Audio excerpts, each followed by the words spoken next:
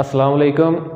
Human heart के बाद हमारा नेक्स्ट टॉपिक है circulation of blood in heart. Circulation में मेनली दो तरह की सर्कुलेशन होती है, pulmonary circulation and systemic circulation. Pulmonary circulation में मैं आपको बताता हूँ कि कौन कौन सी चीज़ें इन्वॉल्व होती हैं और सिस्टेमिक सर्कुलेशन में कौन कौन सी चीज़ें इन्वॉल्व होती हैं। सबसे पहले हम बात करेंगे सिस्टेमिक सर्कुलेशन की। सारे जिस्म से डीऑक्सीजनेटेड ब्लड वेन्स के जरिए इकट्ठा होता है। सुपीरियर वेना केवा और इन्फीरियर वेना केवा को दिया जाता है। सुपीरियर वेना केवा ब्रेन वाली साइड से और आंखों से, नाक, मुंह वाली साइड से डीऑक्सीजनेटेड ब्लड लेके आती हैं। इन्फीरियर वेना केवा टांगों से, पाँव से और पेट वाले हिस्से से डीऑक्सीजनेटेड ब्लड ला के फेंक देती हैं राइट एट्रिया के अंदर। अब right atria, superior vena cava और इन्फीरियर वेना केवा या वेन्स, ये सारी सिस्टेमिक सर्कुलेशन में आ जाएंगे।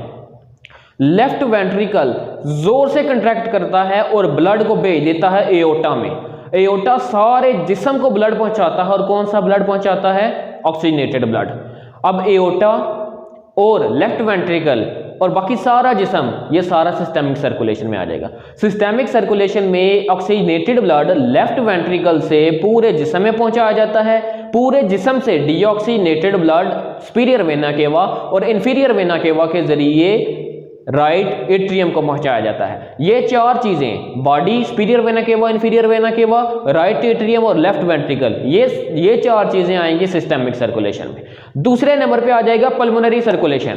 पल्मोनरी सर्कुलेशन में हम जानते हैं कि राइट वेंट्रिकल जब कंट्रैक्ट करता है, उसके सेमिल्यूनर वॉल्स जो कि पल्मोनरी वेन के अंदर हैं, सॉरी पल्मोनरी आर्टरी के अंदर हैं, वो ओपन होते हैं और ब्लड चला जाता है लेफ्ट और राइट लंग्स के अंदर।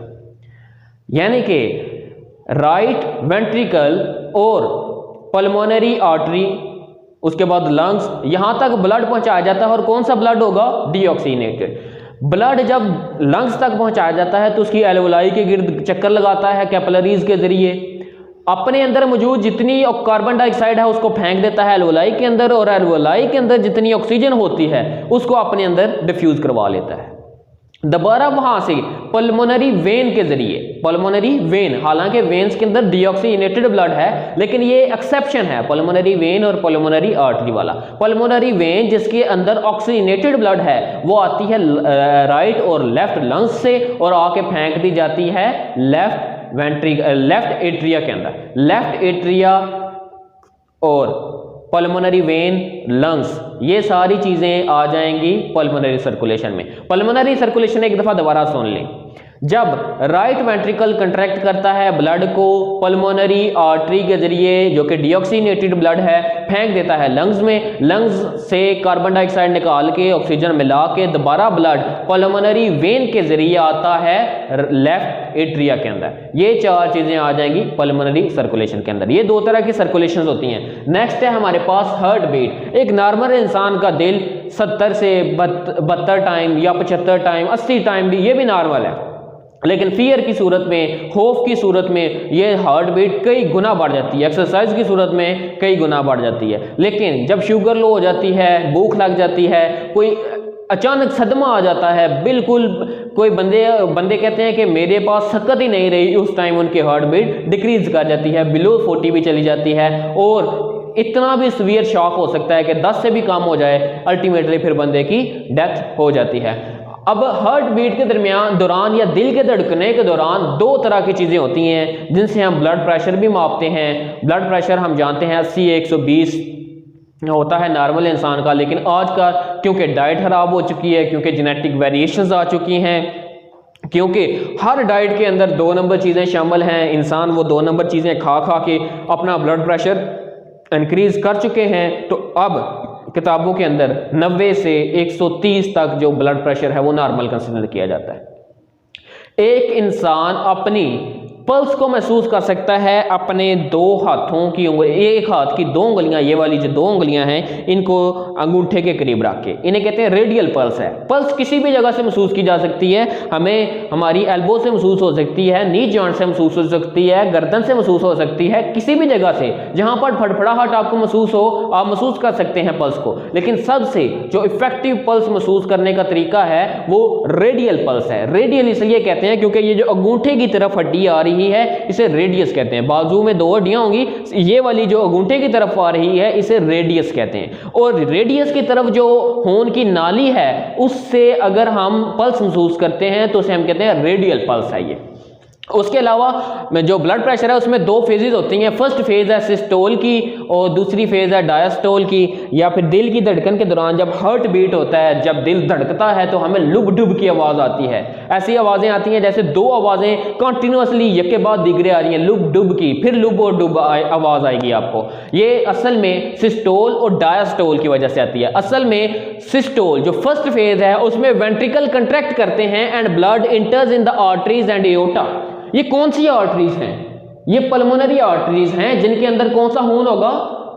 डीऑक्सीनेटेड ब्लड होगा। ये एक्सेप्शन में आएगी, पल्मोनरी आर्टरी जिसके पास डीऑक्सीनेटेड ब्लड होगा। जब राइट वेंट्रिकल कंट्रैक्ट करता है डीऑक्सीनेटेड ब्लड कहां जाता है? Pulmonary artery. अब जब वेंट्रिकल कंट्रैक्ट करते हैं, राइट वेंट्रिकल और लेफ्ट वेंट्रिकल, जब राइट वेंट्रिकल कंट्रैक्ट करता है तो पल्मोनरी आर्टरी में ब्लड चला जाता है। जब लेफ्ट वेंट्रिकल कंट्रैक्ट करता है तो एओर्टा में ब्लड चला जाता है। जब वेंट्रिकल कंट्रैक्ट करते हैं तो एट्रिया रिलैक्स कर रहे हैं। इस प्रोसेस को कहते हैं सिस्टोल का। और इस सूरत में आवाज आती है लुब की, LUBB, लुब की आवाज आएगी आपको। अगर आप स्टेथोस्कोप रख के सुने दिल के ऊपर तो आपको लुब की आवाज इजीली आएगी। दूसरा प्रोसेस है डायस्टोल का। डायस्टोल में tricuspid and bicuspid valves open.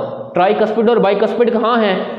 Right atria, right ventricle के दरमियान tricuspid, left atria, left ventricle के दरमियान बाइकस्पिड वाल्व हैं। ये दोनों ओपन हो गए हैं। ओपन होने का मतलब है कि एट्रिया अब कंट्रैक्ट कर रहे हैं।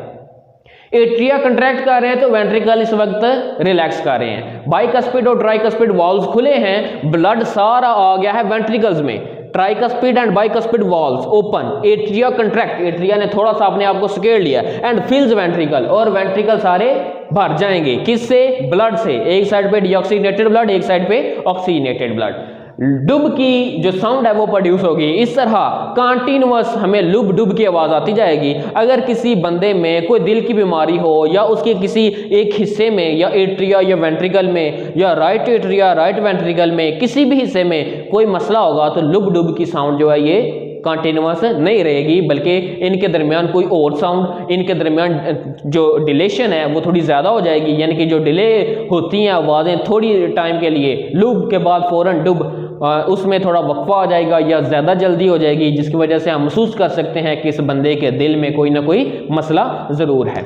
नेक्स्ट टॉपिक है हमारे पास ब्लड वेजल्स। 3 तरह की ब्लड वेजल्स हैं, आर्टरीज, कैपिलरीज और वेन्स। अब सबसे पहले शुरू करते हैं आर्टरीज में। Arteries carries blood away from heart, यानी कि ये एओर्टा से निकलने वाली जो नालियां हैं उन्हें आर्टरीज कहते हैं। ये दिल से खून को दूर लेके जा रही हैं और बॉडी ऑर्गन्स तक पहुंचा रही हैं।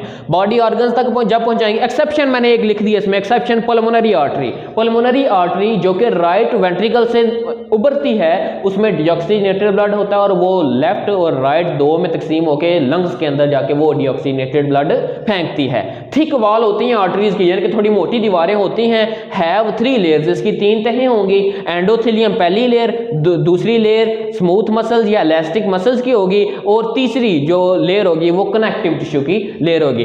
इस सूरत में स्मूथ और इलास्टिक मसल की जो लेयर है ये किसी हद तक मोटी होगी, बहुत ज़्यादा मोटी नहीं होगी जैसा कि वेन्स में होगा। वेन्स में ये जो स्मूथ मसल और इलास्टिक मसल की जो तय होगी ये काफ़ी हद तक मोटी होगी। दूसरे नंबर पे हमारे पास खून की नालियों में है कैपिलरीज। कैपिलरीज में स्मॉलेस्ट ब्लड वेजल्स हैं। स्मॉलेस्ट से मुराद है ये खून की नालियों में सबसे छोटी नालियां हैं। कंपोज ऑफ 1 लेयर, सिर्फ एक ही लेयर पर मुश्तमिल होगी, क्योंकि इनके अंदर ऐसा ब्लड होगा जो कि ऑक्सीजन कैरी रखता होगा। ऑक्सीजन जब सेल्स के करीब से गुजरेगी तो इजीली एक लेयर से डिफ्यूज कर जाएगी। अगर फर्ज करें 3 लेयर होंगी इसकी या 2 होंगी तो ऑक्सीजन आसानी से डिफ्यूज तो नहीं होगी सेल्स में, लिहाजा सेल फिर डीऑक्सीनेटेड ही रह गए। इसलिए अल्लाह ताला ने कैपिलरीज को एक लेयर पर मुश्तमिल रखा है। इनके अंदर ऑक्सीनेटेड ब्लड होता है। जब ये सेल्स के करीब से गुजरी होती हैं तो अपनी ऑक्सीजन को डिफ्यूज करवा देती हैं इनटू सेल के। थिन लेयर, पतली तहें होती हैं इनकी। कैपिलरीज जब ऑक्सीजन दे चुकती हैं तो फिर स्मॉल वेन्स में कन्वर्ट हो जाती हैं, स्मॉल वेन्स में आस्ता आस्ता डीऑक्सीनेटेड ब्लड आना शुरू हो गया। फिर वेन्यूल्स में, वो वेन्यूल्स मिलके क्या बना देते हैं, वेन्स, और वो वेन्स डीऑक्सीनेटेड ब्लड सुपीरियर और इन्फीरियर वेना केवा में फेंक देती हैं। नेक्स्ट है हमारे पास veins. Veins carry blood towards heart, दिल की तरफ लेके जाती हैं और बॉडी ऑर्गन से दूर लेके जाती हैं। डीऑक्सीनेटेड ब्लड होता है वेन्स में हमेशा। पल्मोनरी वेन एक्सेप्शन, एक एक्सेप्शन है, यानी कि एक मासवाई एक बात ऐसी भी है जिसमें पल्मोनरी वेन के पास कौन सा ब्लड होगा, ऑक्सीनेटेड, बाकी सारी वेन्स के पास डीऑक्सीनेटेड ब्लड, लेकिन पल्मोनरी वेन के पास ऑक्सीनेटेड ब्लड। 3 लेयर्स होंगी, 3 लेयर्स यही हैं, endothelium, smooth and elastic muscles की और कनेक्टिव टिश्यू की, लेकिन middle layer is thin than arteries, यानी कि स्मूथ मसल और इलास्टिक मसल की लेयर काफी हद तक मोटी होगी। इस वजह से जो वेन्स हैं ये इतनी ज्यादा इलास्टिक भी नहीं होती, काफी हद तक सख्त भी होती हैं, और इनका जो डायामीटर है अंदर से वो भी ज्यादा होता है, लेकिन इनकी तहों का जो डायामीटर है वो भी काफी हद तक बड़ा होता है।